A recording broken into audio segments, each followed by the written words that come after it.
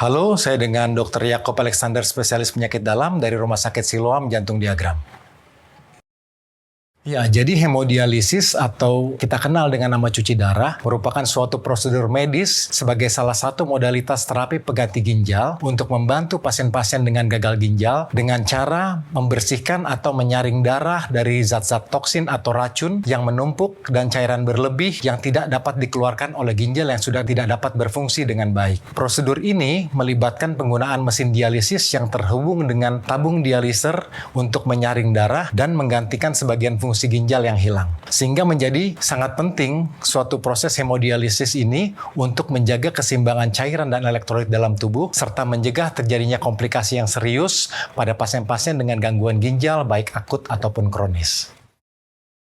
Proses hemodialisis ini terbagi menjadi 3 tahap. Yang pertama adalah pradialisis, yang kedua intradialisis, dan yang ketiga adalah postdialisis. Pemantauan tekanan darah, suhu, nadi, juga saturasi oksigen, dan penimbangan berat badan. Di mana hal ini harus kita pastikan, di mana tekanan darah pasien sebelum dilakukan cuci darah harus dalam kondisi yang optimal. Yang kedua adalah kita melakukan screening laboratorium berupa pemeriksaan darah rutin, gula darah, elektrolit, urium kreatinin, juga screening untuk pemeriksaan hepatitis B, hepatitis C, dan anti-HIV, guna menurunkan penularan penyakit tersebut di dalam ruang cuci darah. Kenapa kita harus memeriksa darah rutin? Untuk memastikan pasien pertama kali cuci darah dalam kondisi HB yang optimal. Jadi kalau kurang darah ya kita harus mencukupi dulu kebutuhan darahnya. Juga kita melihat trombosit, mungkin bisa kita lihat apakah ini pasien ada tendensi untuk gangguan perdarahan selama cuci darah atau tidak. Dan yang paling penting dalam tahap radialisis adalah persiapan untuk pemasangan akses vaskuler yang dapat berupa kateter double lumen ataupun AV fistula atau AV graft untuk sebagai pintu masuk yang mempermudah darah dari pasien ke mesin dialisis.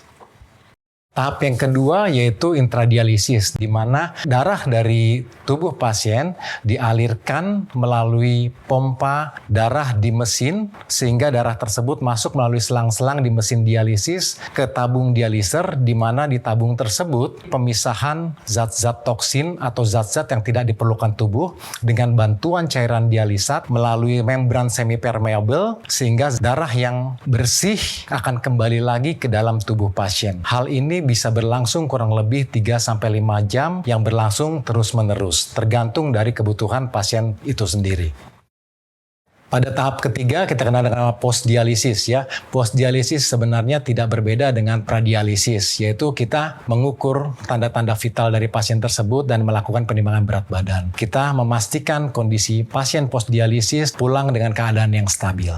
Untuk sahabat diagram, segera konsultasikan Anda dan keluarga Anda untuk mendapatkan informasi mengenai gangguan ginjal dan pelayanan hemodialisis, karena Rumah Sakit Siloam Jantung Diagram akan memberikan pelayanan yang terbaik untuk Anda dan keluarga.